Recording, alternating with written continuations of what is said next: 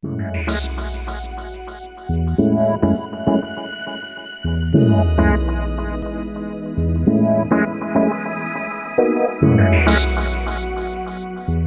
project really worked well, and we were doing healthy eating sessions, and we learned so much about each other, and also we learned so much from the professionals, the food intake and sugar intake and fat intake, and the community really enjoying. They didn't know much about what's in the food and how to read labels and all those things. We were introduced to classes where they taught us how to cook more healthier for the whole of the family. Because from the census that was just released by the MCV, they're mostly, like the women are mostly unhealthy because they barely get out of their house. It was quite, what the recipe she used was very healthy, easy to digest the food, and also very delicious in eating. It was very good for me because we have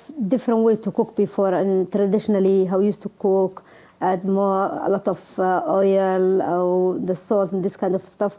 But when I joined to this group and come to the chef and see how she was cooking carefully about the amount of the salt or the oil she added and the new method to cook. When we came here to this group, it was all of us as in a similar kind of culture background, in the food background, and if you go to the health center, you'd always end to have, if you see a list of something, is most of the time that, is not our kind of food. But here we learned that, okay, you can improvise your own recipes, your own cultural food in a different manner. The community seems that they are not really eating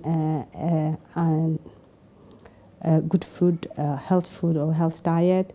They are still practicing their cultural food, and we try to make in a healthy way, although we don't want to change their food because that's what they like, but in eating in a healthy way.